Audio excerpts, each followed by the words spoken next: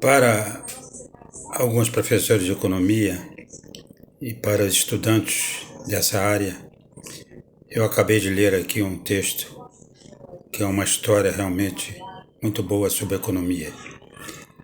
O título é Capitalismo, Estado e Crises Econômicas. 21 de abril de 2020, Ricardo Borges, área de Ciências Econômicas. A história do capitalismo e da economia moderna é marcada por ciclos econômicos que apresentam períodos de expansão, recessão, graves crises e recuperação econômica.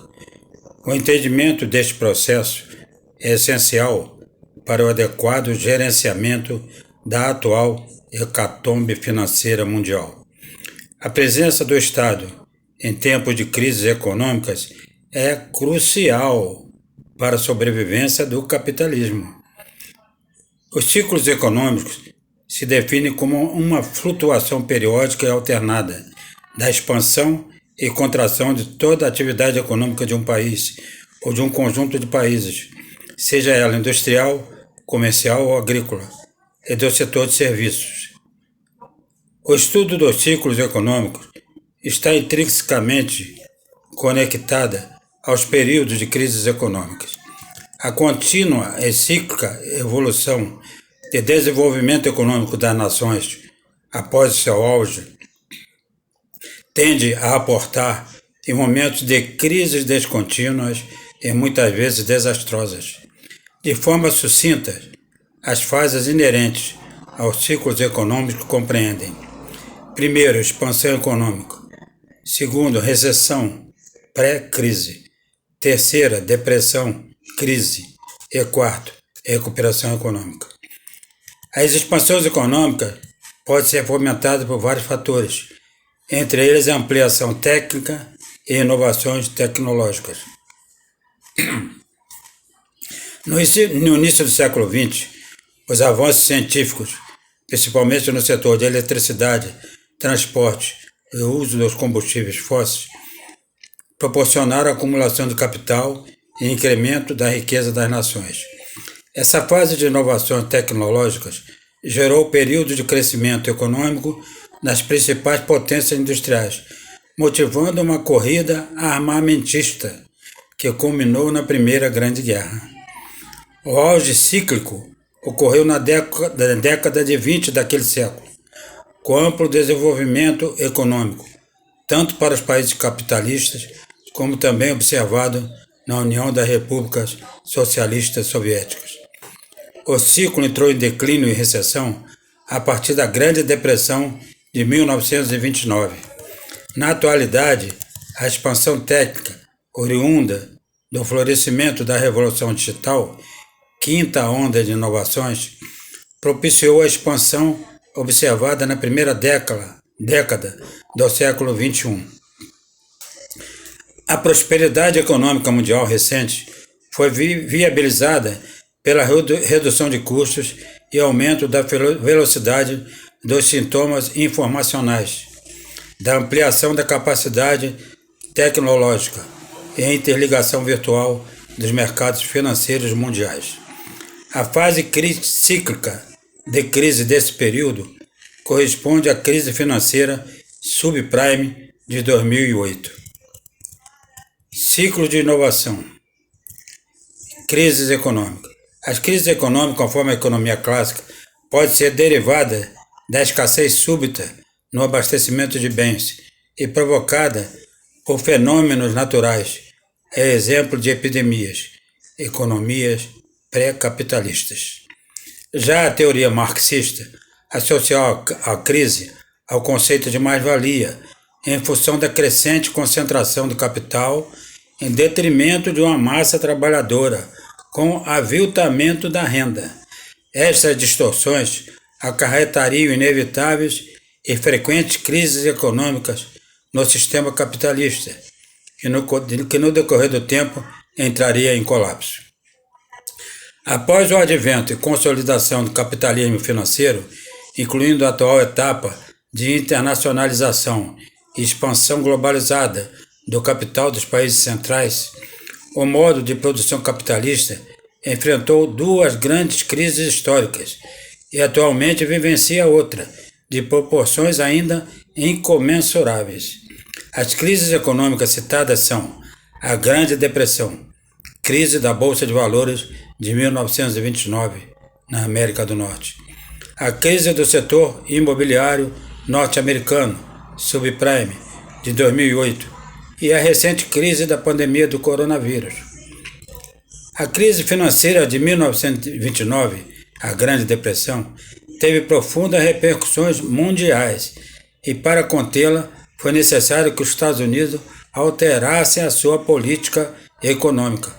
O capitalismo liberal, total liberdade econômica, foi substituído pelo capitalismo monopolista, intervencionista, com o Estado assumindo a organização da vida econômica.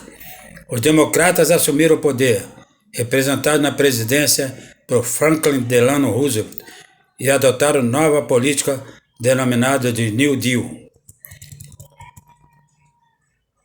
Muitos analistas do período enxergam essa nova política econômica como uma forma de aproximação do regime de economia planificada soviética, em função de algumas medidas de planejamento econômico estatal se assemelharem aos planos quinquenais da União da República Socialista Soviética de Stalin.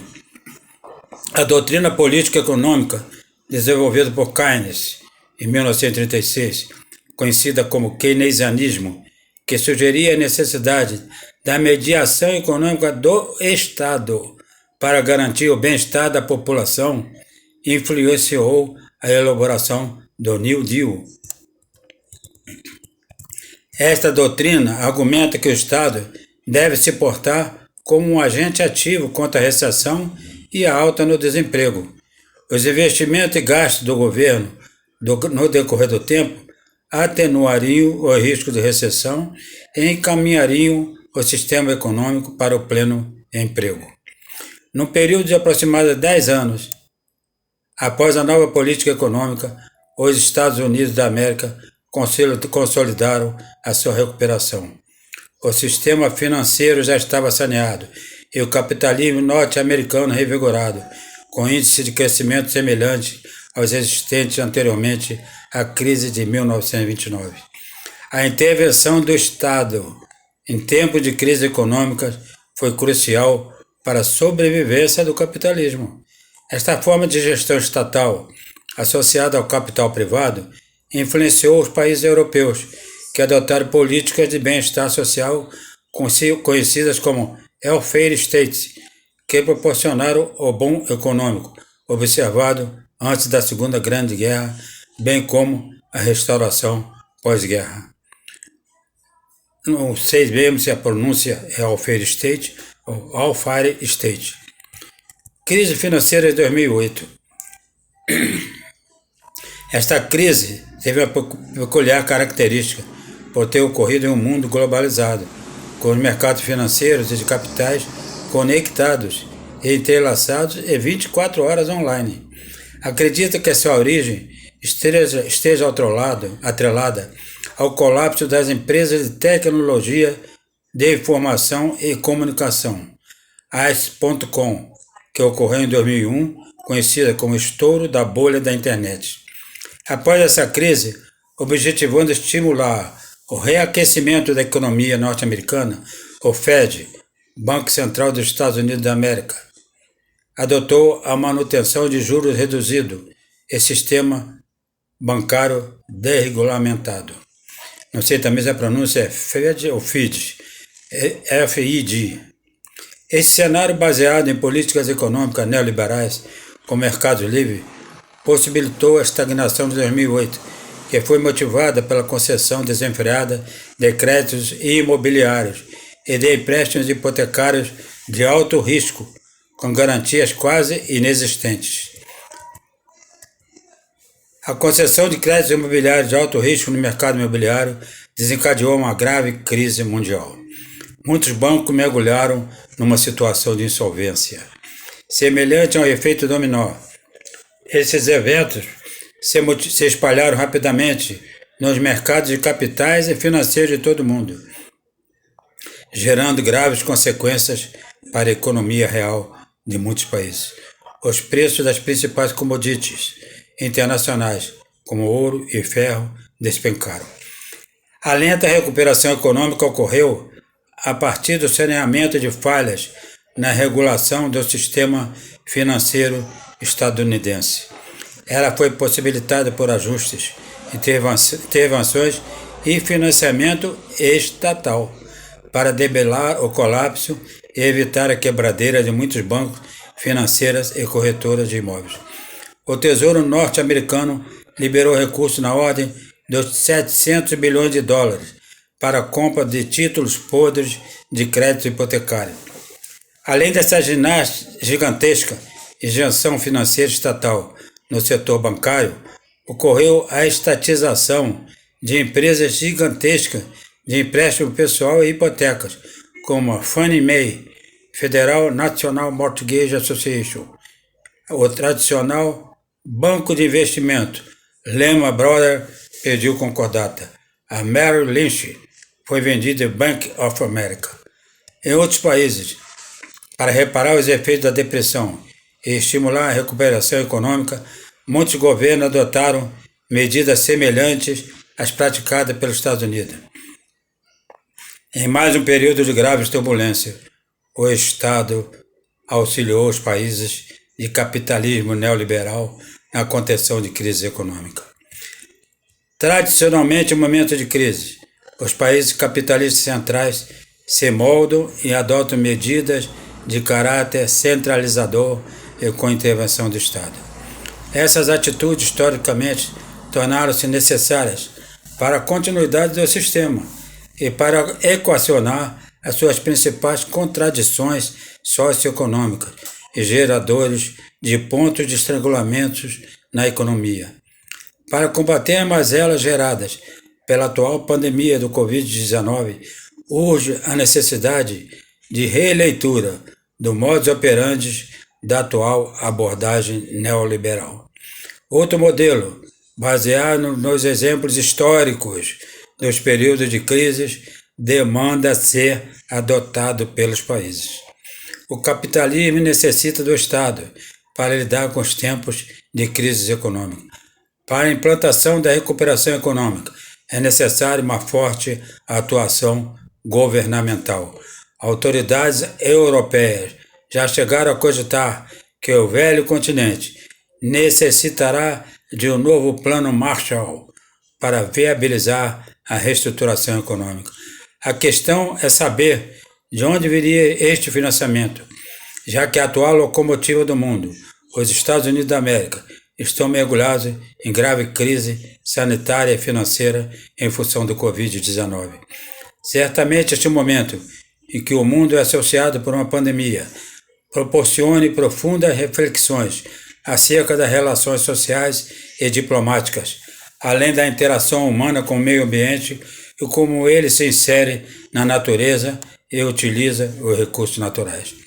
É possível que a próxima onda de inovações tecnológicas, sexta onda, que poderá trazer um novo boom de crescimento econômico, seja baseada nas novas concepções da economia ecológica, na automação e nanotecnologias, a partir da propagação do uso de energias sustentáveis, da utilização racional dos recursos renováveis e não renováveis, e em função da evolução dos meios de transportes e combustíveis.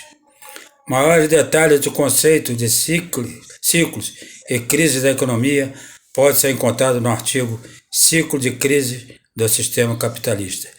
Referências: José Robson de Andrade, História Moderna e Contemporânea; Henry Dennis, História do Pensamento Econômico; Keynes, A Teoria Geral do Emprego, do Juro e da Moeda; Tales Pinto, New Deal, História do Mundo; Robert Reich, We Might Be Heading for a Crash as Bad as 1929; Paulo Sandrone, Novíssimo Dicionário de Economia; Joseph Schumpeter, Capitalismo, Socialismo e Democracia; A.L. Zumwalt, Gestão do Conhecimento, Tecnologia e Inovação. Para aqueles estudantes de economia que quiserem mostrar isso para o seu professor, é uma ótima ideia. E para que ele seja analisado. Boa tarde para vocês e espero que a economia realmente melhore de forma dualista. Um abraço a todos.